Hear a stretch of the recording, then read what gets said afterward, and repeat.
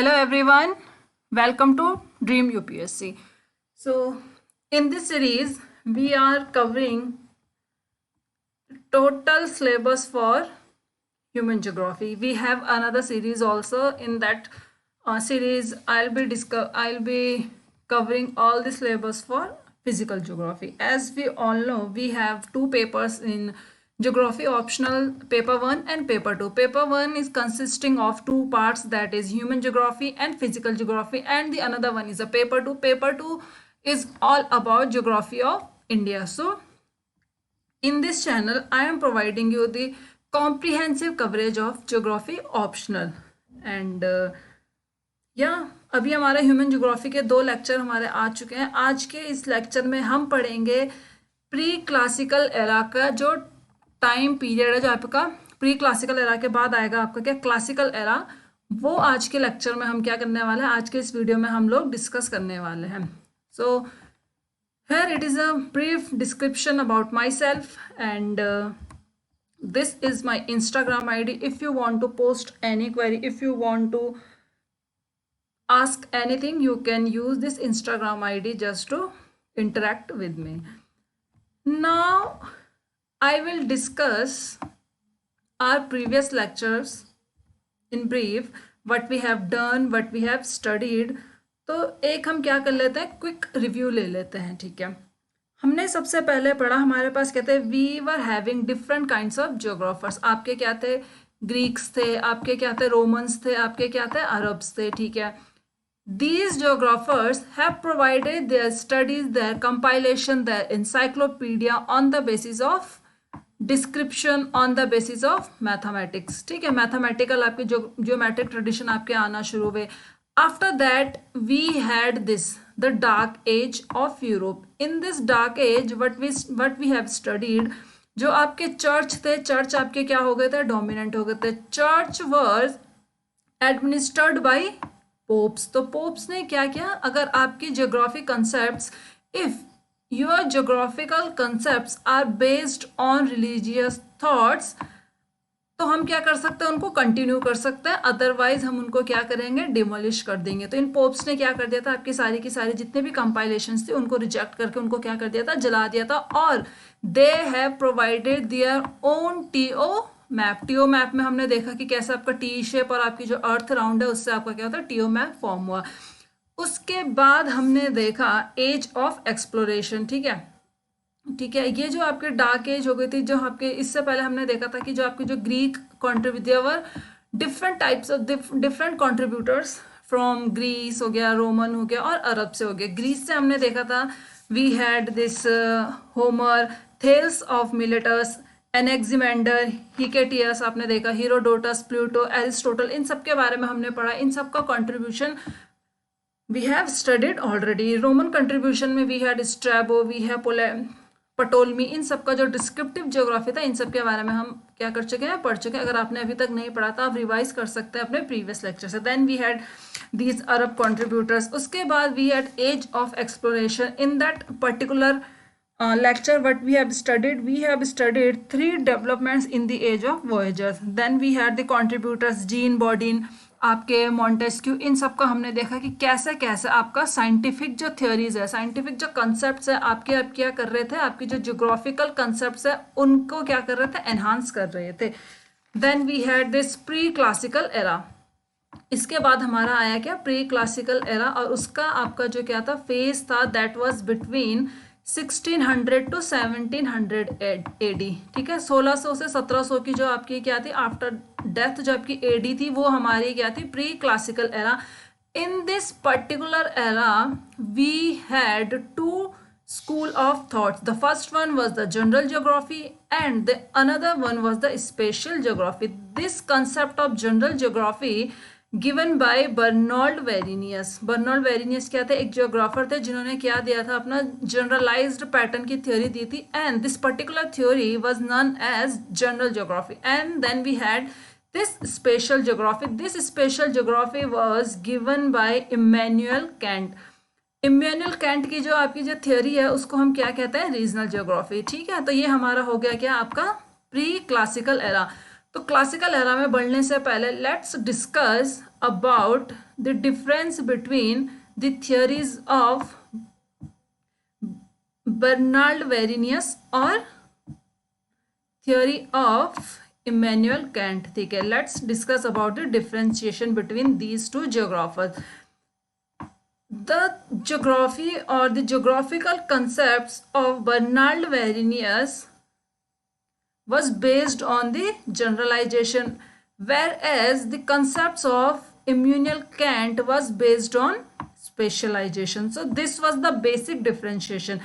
जो आपका बर्नार्ड वेरिनियस ने जो अपना कंसेप्ट दिया था वो एक पैटर्न पे बेस्ड था, एक जनरलाइज पैटर्न पे बेस्ड था, इसीलिए आपकी जो बर्नार्ड वेरिनियस की जो थियोरी है उसे हमने क्या कहा, आपका एक जनरल ज्योग्राफी, और इसको जो क्या कहा हमने, एक regional geography. The geographical concepts of Bernhard Varenius was based on logical reasoning, क्योंकि इस टाइम पे आपका क्या हो गया था, आपकी साइंस का एडवांसमेंट स्टार्ट हो चुका था। There was the beginning of this building of scientific concepts, आपके साइंटिफिक कंसेप्ट्स आपके बिल्ड हो चुके थे। हमने पढ़ा था कैसे आपके गैलीलियो, न्यूटन, आपके केपलर है, इन सब ने क्या कर दिया था, अपनी अपनी रिसर्च को डेवलप करना शुरू कर दिया था in the field of science. तो कहीं ना कहीं हम कह सकते थे कि वर्नियस theory was based on the scientific approaches, whereas Immanuel Kant theory was also based on logical reasoning but with the area specific। तो यहाँ पे लॉजिकल रीजनिंग कम देखने को मिलती है, एक जनरलाइज्ड पैटर्न देखने को नहीं मिलता है, तो इसीलिए हम कह सकते हैं कहीं ना कहीं लैग कर जाता है आपका वर्नियस की थ्योरी से।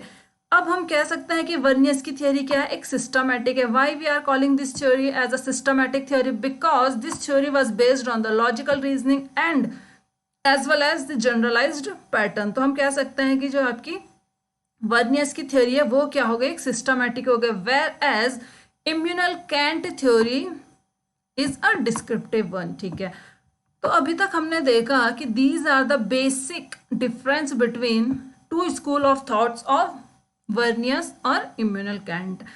अब जो हमारी क्लासिकल एरा की जो हमारी क्या होंगी थ्योरीज जो हमारे बिल्ड होंगी वो कहीं ना कहीं हमारी इस क्लासिकल प्री क्लासिकल एरा से क्या होंगी, इन्फ्लुएंस होंगी। ठीक है, जब आप कोई नई रिसर्च करते हैं, अब अगर आपने एमटेक किया होगा तो एमटेक में जब आप क्या करते हैं, रिसर्च करते हैं, तो आप उसमें क्या करते हैं, कहीं ना कहीं लिटरेचर रिव्यू करते हैं। उस लिटरेचर रिव्यू में आप क्या करते हैं, जो आपके प्रीवियस आपके जितने भी रिसर्चर्स होते हैं, उनके जो जर्नल्स होते हैं, उनके जो पेपर्स होते हैं, you go through those all, you go through those journals, दो रिसर्च पेपर, और वो हिस्ट्री हो गया आपके लिए एक टाइप से, है ना। और उस हिस्ट्री को देख करके आप अपना क्या करते हो, एक बेस बिल्ड करते हो। तो वैसे ही जो क्लासिकल एरा पीरियड में अब आपके जो जियोग्राफर्स आएंगे वो क्या करेंगे, अपने प्री क्लासिकल एरा के जो जियोग्राफर्स है कहीं ना कहीं उन पर उनका इन्फ्लुएंस आएगा। प्री क्लासिकल एरा में हमने देख लिया हमारे पास क्या थे, एक बर्नार्ड वेरिनियस थे और हमारे पास क्या थे, इम्मानुएल कैंट थे। तो अब हम देखेंगे जो क्लासिकल एरा में हमारे पास जो जियोग्राफर्स आएंगे उन पे वर्नियस का इन्फ्लुएंस होगा या हमारे उनके पास हमारा क्या होगा, कैंट का इन्फ्लुएंस होगा। ठीक है, तो अब हम देखते हैं सबसे पहले हमारे पास इसमें एक जियोग्राफर आते हैं, उसमें है हमारे पास हम्बोल्ट। मैंने एक पिछले लेक्चर में हम्बोल्ट के बारे में थोड़ा सा आपको बताया है। ठीक है, ये हमारा है क्या, ये हमारा आ जाता है क्या,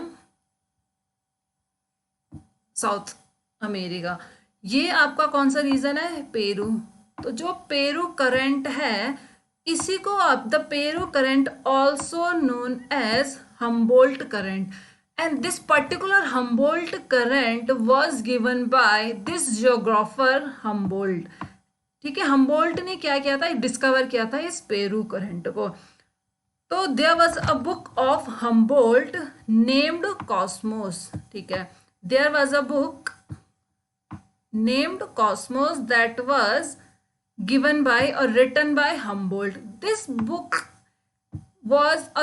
is the collection of information particularly based on the scientific inquiries, particularly based on the mathematical concepts। तो हम कह सकते हैं कि जो Humboldt की जो बुक है कहीं उसमें क्या है, आपके साइंटिफिक इंक्वायरीज पे बेस्ड है और आपके क्या है, मैथमेटिकल जो प्रूफ्स होते हैं उन पे बेस्ड है। So the book Cosmos is based on the scientific inquiry as well as the mathematical concepts. This book provide us the description of the generalisation. तो जब जहाँ पे आपका क्या हो जाता है, जनरलाइजेशन कंसेप्ट आपका क्या हो जाता है, इवॉल्व हो जाता है, तो we can say Humboldt was a follower of Varenius because the generalization theory was given by Varenius। तो कहीं ना कहीं हम कह सकते हैं कि Humboldt was the follower of Varenius, ठीक है। Now Humboldt also discussed the term positivism। We have studied earlier what is positivism, ठीक है। I will tell you once again what is positivism। Positivism is when your theory is based on the scientific concepts, ठीक है। You have proved your theory by using the scientific concepts, तो हम उसको क्या कहते हैं, positivism कहते हैं, ठीक है। Now we will look into the contributions of Humboldt। What were the main contributions of Humboldt? The first one we have already studied, that the first one was the Peru current। The theory of ocean current was given by Humboldt। तो Humboldt ने क्या किया, ocean current की theory को क्या किया था, एक जनरलाइज्ड फॉर्म में हमें दिया था। उसके बाद there was another contribution of Humboldt that we can say the lapse rate, okay. Then we have isothermal map, then we have vegetation and climate, the temperature, precipitation, evaporation, and these all concepts were described in a book, and the name of that book was Zygmusia। तो अभी हमने देख लिया, we have now 2 books of Humboldt। The first one is a Cosmos, and in that book Cosmos there is a description of the theories based on scientific concepts, and we have the another book, this is Zygmusia, and this particular book has the description about the lapse rate, the isothermal map, the oceanic currents, vegetation, the climate, and we can say the precipitation, all the concepts, okay। अब कहीं ना कहीं हम देख सकते हैं कि जो Humboldt की जो आपकी ज्योग्राफी आपकी जो डेवलप हो रही है, वो कहीं ना कहीं आपकी अब क्या हो रही है, as a physical geography evolve हो रही है। क्यों?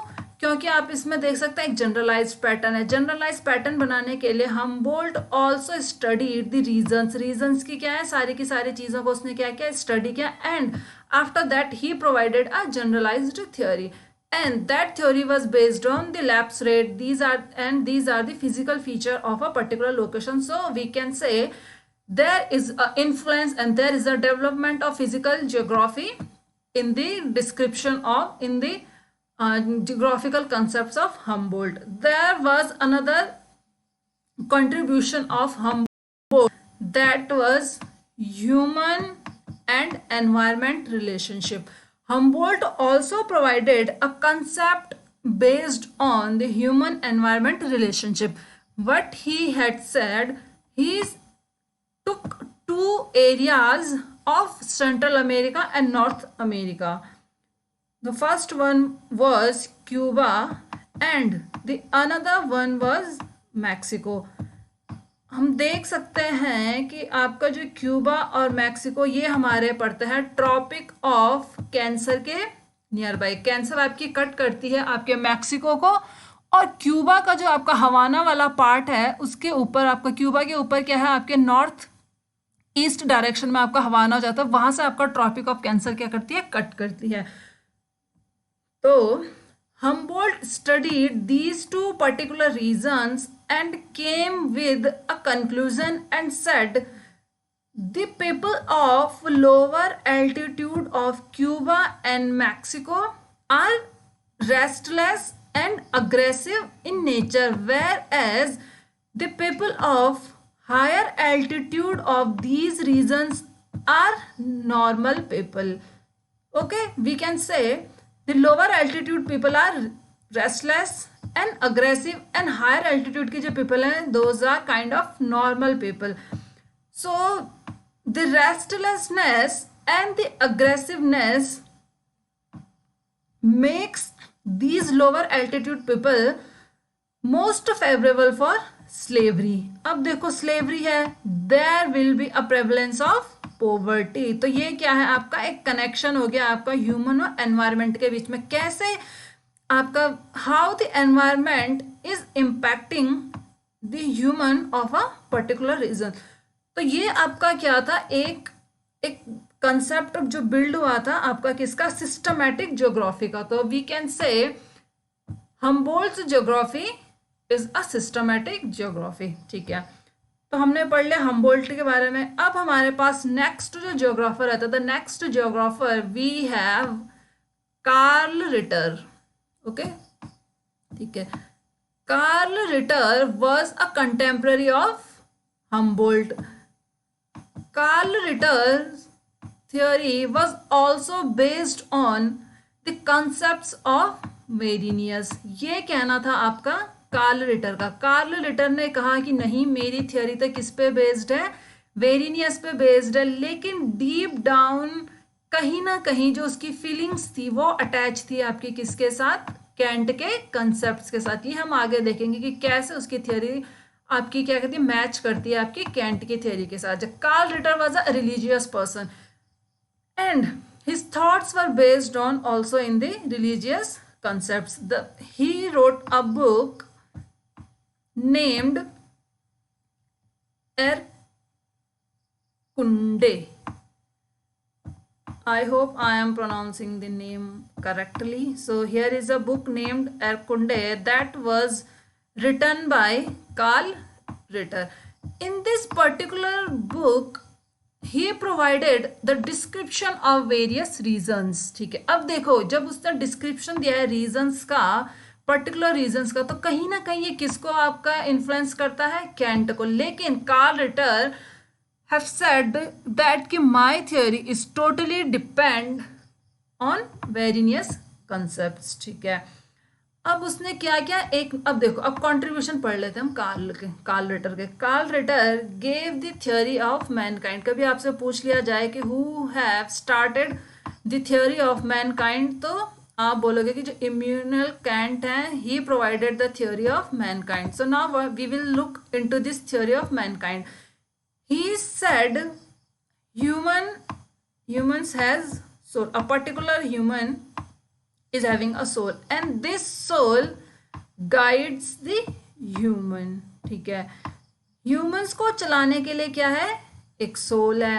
वैसे ही जो आपकी अर्थ है, अर्थ का जो क्या है लिविंग स्पेस है, उसको चलाने के लिए क्या है आपका मैनकाइंड है। तो ये आपका रिलेशनशिप दिया ह्यूमन के और एनवायरनमेंट के बारे में। तो कहीं ना कहीं हम देख रहे हैं कि हमारी ज्योग्राफी कैसे डेवलप हो रही है, एक डिस्क्रिप्टिव फॉर्म से, देन मैथमेटिकल फॉर्म में, now scientific, and now the geography is also covering the human and environment relationship, and this particular branch of geography we called as human geography। now this is the evolution of human geography। ठीक है, human किससे attach है, soul से। वैसे ही आपका जो अर्थ का जो लिविंग स्पेस है वो किससे अटैच हो गया आपका मैनकाइंड से। ठीक है, अब जो आपका कार्ल रिटर है, कार्ल रिटर ने क्या किया, he propounded the theory of mankind and this mankind is having a varying feature. That means if this is a earth and we have different continents in our earth and we have different of so many regions in our earth। तो Mankind आपकी क्या होगी, change होगी regions के हिसाब से। ठीक है, अगर आप बात करें एशिया के लिए, तो एशिया के लिए the mankind will be different because the people of Asia having different features, different type of mentality.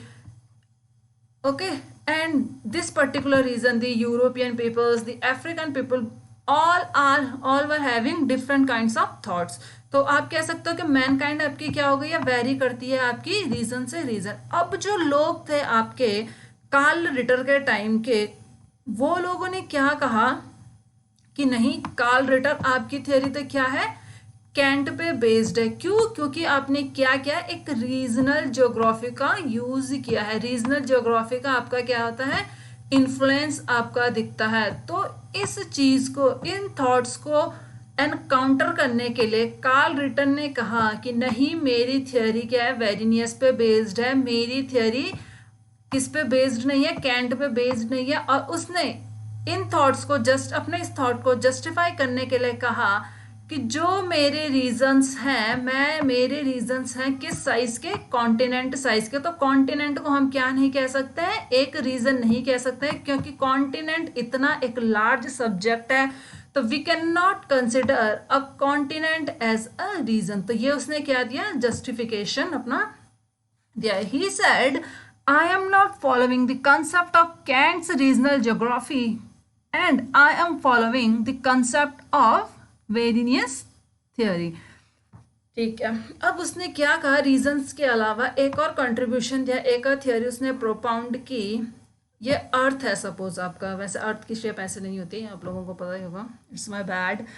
तो उसने बोला कि जो एशिया है आपका, एशिया क्या है आपका, ईस्ट में हो गया। Asia is the era of और phase of sunrise. He has said that Asia is a phase of sunrise. That means यहाँ पे क्या हो रहा है, अभी आपका सूर्योदय हो रहा है। दैट मीन्स डेवलपमेंट अब आपका, it is the phase of, it is the beginning of developmentation and the enhancement in the technology. People are not that much developed, people are not that much enhanced as much as the European people, and this is the West. Now Europe is going through the phase of sunset. Now sunset का मतलब हो गया कि Europe is already very much developed, Europe is already enhanced, the people of Europe are already developed, and we can also said this is the phase of culmination. Culmination यानी कि एक आपका point आ गया, क्रिटिकल पॉइंट आ गया, and at that particular point people of Europe are already developed, and these people can help the Asian people to build their development, to build their bases, so that they can grow as fast as the European people.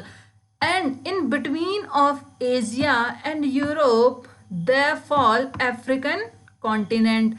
We have studied the phase of sunrise, we have studied the phase of sunset, and the Carl Ritter said African people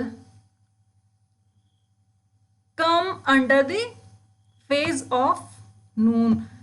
They fall in this category, and that's why the African people are in the phase of eternal slumber. Eternal slumber मतलब सोए हुए हैं, कोई development नहीं है, कोई भी आपका क्या है, टेक्नोलॉजी का एडवांसमेंट नहीं है। तो ये था the concept of sunrise, sunset and Noon.